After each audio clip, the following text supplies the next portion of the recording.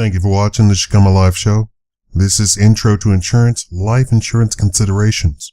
There are other important considerations that you should know about life insurance before you buy it. Tax treatment. The death benefit proceeds of life insurance policies are not taxable to the beneficiaries. They are, however, included as a part of the estate in some cases, depending on how the life insurance policy is owned. This, however, is beyond the scope of this tutorial. You should go and question a tax attorney if you have any questions about the tax treatment on the death benefits. Distributions from cash values of whole life policies, loans, or withdrawals may be tax-free or taxable depending on whether they exceed the cost basis or premium paid of the policy. Meanwhile, the earnings or growth of the cash value is tax deferred until a distribution is made. Standard provisions. A life insurance policy and your application for the coverage constitute a binding contract between the applicant and the insurer. It is understood that the information provided by the applicant is warranted to be true and that no misrepresentations have been made to attain the coverage. The incontestable clause protects the insurance company if at a later date, as benefits are paid, it is revealed that the insurer lied about his or her health or risk exposure.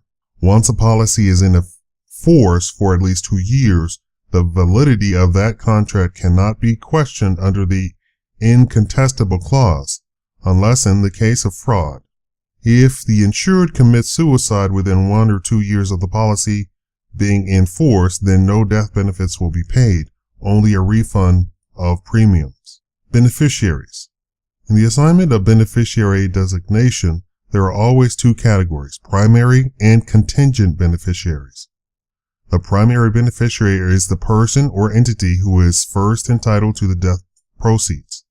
Of course, more than one primary beneficiary can be named.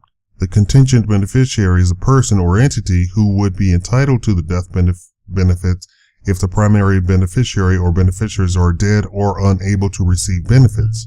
One easy way to deal with beneficiary assignments of multiple family generations is to use either the per capita or per stirps description. It's easy to accidentally disinherit family members without proper wording. If your intent is to leave your benefits, for example, to your surviving children, a per capita designation might be appropriate, whereby your surviving children would share the proceeds equally. If, however, your intent is to fairly distribute proceeds by line of descent, then the per stirps designation accomplishes this. If this is done, the children of a deceased beneficiary will each receive an equal share of the benefits intended for the family line. It is critical that both primary and contingent beneficiaries be named to ensure the proper planning.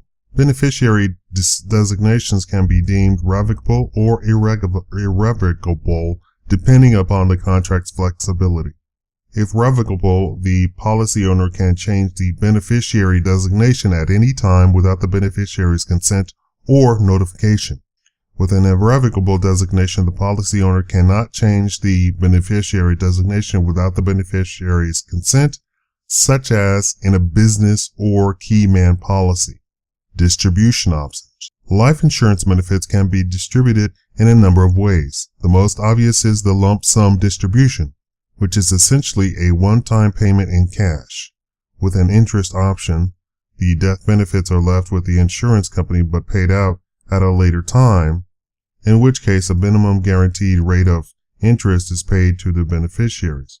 Beneficiaries can also opt for an installment option, whether a fixed installment period or fixed installment amount.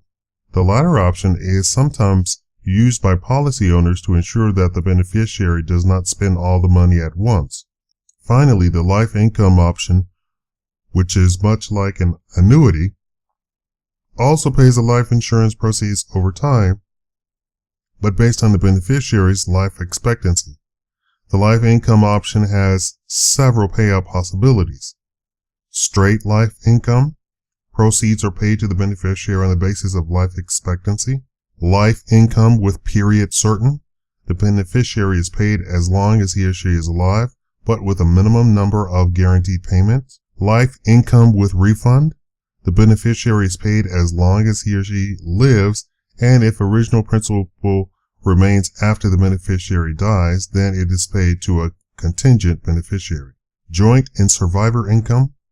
Income is paid to two beneficiaries, with payments continuing to the survivor after the first payee dies. This has been Life Insurance Considerations. Thanks for watching the Shikama Live Show.